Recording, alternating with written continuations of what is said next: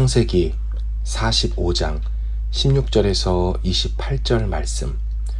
요셉의 형들이 왔다는 소문이 바로의 궁에 들림에 바로와 그의 신하들이 기뻐하고 바로는 요셉에게 이르되 내 형들에게 명령하기를 너희는 이렇게 하여 너희 양식을 싣고 가서 가나안 땅에 이르거든 너희 아버지와 너희 가족을 이끌고 내게로 오라. 내가 너희에게 애굽의 좋은 땅을 주리니 너희가 나라의 기름진 것을 먹으리라. 이제 명령을 받았으니 이렇게 하라. 너희는 애굽 땅에서 수레를 가져다가 너희 자녀와 아내를 태우고 너희 아버지를 모셔오라. 또 너희의 기구를 아끼지 말라. 온 애굽 땅에 좋은 것이 너희 것임이니라. 이스라엘의 아들들이 그대로 할세. 요셉이 바로의 명령대로 그들에게 수레를 주고 길 양식을 주며 또 그들에게 다 각기 옷 한 벌씩을 주되 베냐민에게는 은 300과 옷 5벌을 주고 또 그가 또 이와 같이 그 아버지에게 보내되 수나기 10필에 애굽의 아름다운 물품을 실리고 암나기 10필에는 아버지에게 길에서 들을 곡식과 떡과 양식을 실리고 이에 형들을 돌려보내며 그들에게 이르되 당신들은 길에서 다투지 말라 하였더라. 그들이 애굽에서 올라와 가나안 땅으로 들어가서 아버지 야곱에게 이르러 알리어 이르되 요셉이 지금까지 살아있어 애굽 땅 총리가 되었더이다. 야곱이 그들의 말을 믿지 못하여 어리둥절하더니 그들이 또 요셉이 자기들에게 부탁한 모든 말로 그에게 말하매 그들의 아버지 야곱은 요셉이 자기를 태우려고 보낸 수레를 보고서야 기운이 소생한지라. 이스라엘이 이르되 조카도다. 내 아들 요셉이 지금까지 살아있으니 내가 죽기 전에 가서 그를 보리라 하니라. 아멘. 오늘도 살아계셔서 당신의 백성들을 돌보시고 우리들의 깨어지고 무너진 것들을 다시 온전케 하시는 신실하신 하나님, 하나님의 크신 그림과 하나님의 세미한 손길을 믿음으로 바라보며 이 새벽 아침을 주 앞에 나와왔습니다. 오늘 말씀을 통하여 깨닫게 하시고 다시 눈을 뜨게 하시고 우리 안에 생명력 가득한 소망으로 채워 주옵소서. 예수님의 이름으로 기도하옵나이다. 아멘. 어제 본문에 요셉이 자기의 정체를 형님들에게 밝히고 형님들과 22년 만에 안고 울고 제대로 상봉을 했습니다. 이제 요셉은 아버지를 모시고 이집트로 오시라고 형님들에게 말하죠. 13절을 보시면 당신들은 내가 애굽에서 누리는 영화와 당신들이 본 모든 것을 다 내 아버지께 아뢰고 속히 모시고 내려오소서.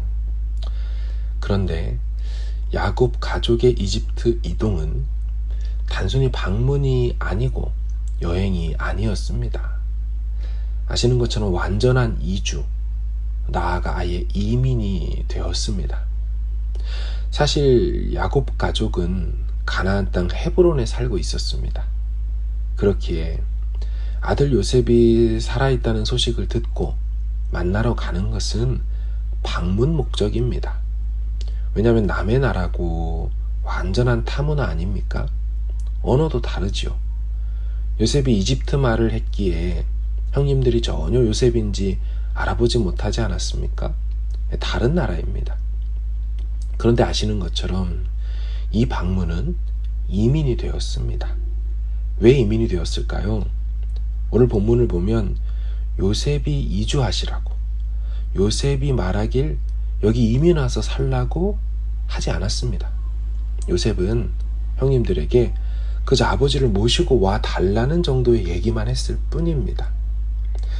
아무리 요셉이 국무총리라 해도 이집트 나라의 왕은 파라오이고 그 땅들도 파라오의 것입니다. 그런데 본문을 잘 보십시오.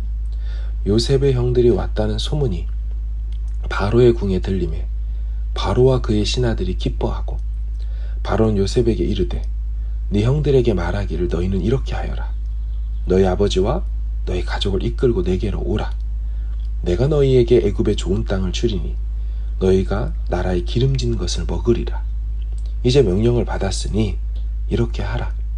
수레를 가져가서 자녀와 아내를 태우고 아버지를 모셔와라. 또 너희의 기구를 아끼지 말아라. 온 애굽 땅에 좋은 것이 너희의 것임이니라. 아멘. 무슨 말입니까? 살림살이도 모두 그냥 두고 오라고 합니다. 너희 기구를 아까워하지 말아라. 여기서 새로 다 장만해서 너희 것이 되게 해주겠다라고 말하죠. 우리식으로 바꿔 말해볼까요? 비행기표 끊어주고, 그것도 1등석으로, 땅 주고 집 주고 올 퍼니처로 구비해주고, 게다가 영주권은 자동으로 나옵니다. 심지어 정착 수당도 나오고요, 생활비도 지급해준다고 하죠. 좋은 땅과 기름진 것들로 상급으로 제공된다고 하죠. 이 혜택이 70명 전원에게 예외 없이 돌아간다고 말합니다. 여러분, 이런 이민이 세상에 어디 있습니까? 게다가 지금은 온 나라 민족들이 다 굶어 죽어가는 판에 있습니다. 그런데 어떻게 이런 말을 할 수 있을까요?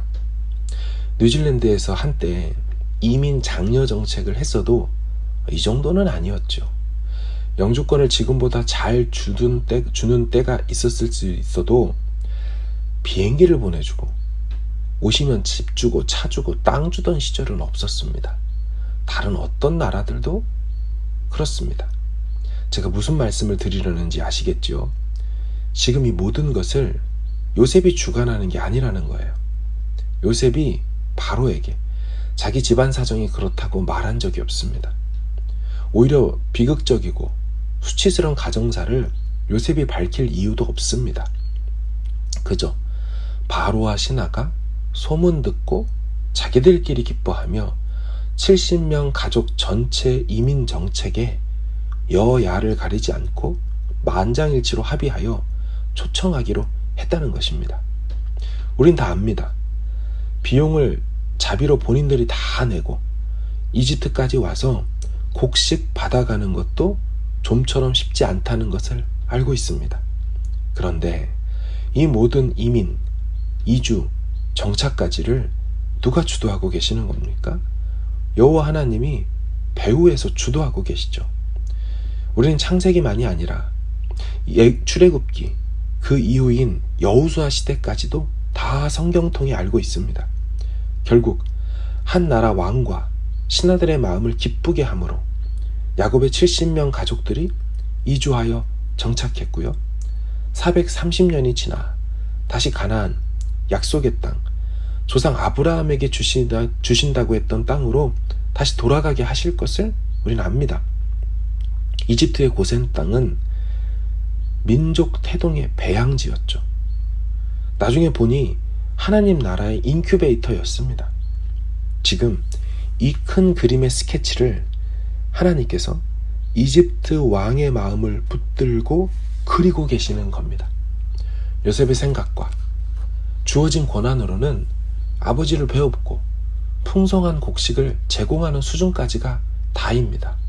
하지만 하나님의 생각과 하나님이 가지신 권한은 이민, 이주하여 정착하되 430년간 무상 임대를 생각하신 겁니다.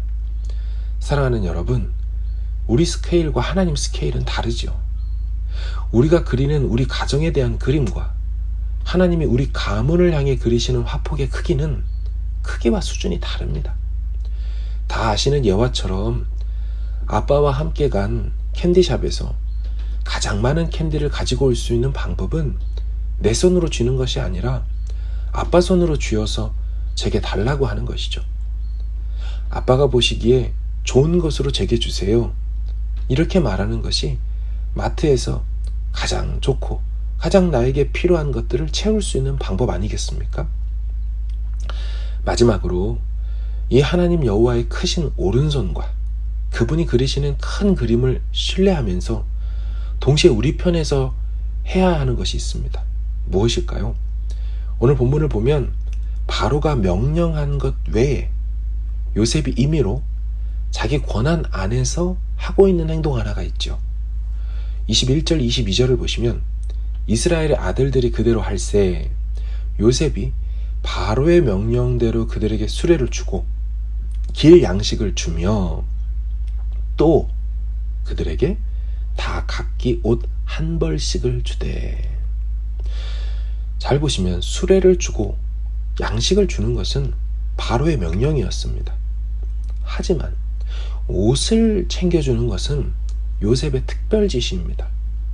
옷 한 벌씩을 주되, 이거는 요셉이 또 더하여 줬다라고 말하죠. 옷 한 벌씩을 주되, 이거는 직역하면 갈아입을 여벌의 겉옷들을 주되 라고 되어 있습니다. 갈아입을 여벌의 겉옷들. 당시 겉옷은 덮고 자는 담요 역할도 했기에 중요한 물건입니다. 여행 중에 춥지 말라고 주었을 수 있습니다.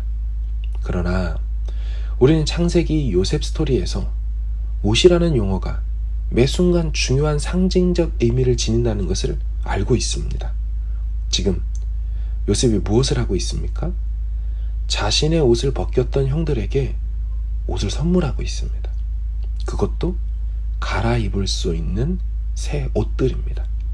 지금 요셉은 형님들을 진심으로 용서했고, 용서를 넘어서 호의와 사랑을 베풀고 전하고 있습니다. 사랑하는 여러분, 오늘 말씀을 정리하면 이렇습니다. 하나님은 하나님 편에서 큰 그림으로 일하고 계시고 있고요. 요셉도 요셉 편에서 할 수 있는 선과 사랑과 용서를 상징적인 그 옷을 선물로 줌으로 보여주고 있죠.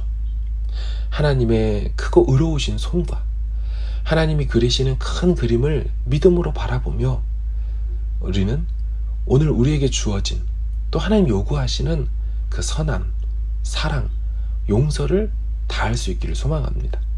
그날에 그분께서 그리신 가장 멋진 그림을 우리로 보게 하실 줄로 믿습니다. 우리 같이 기도하기를 원합니다.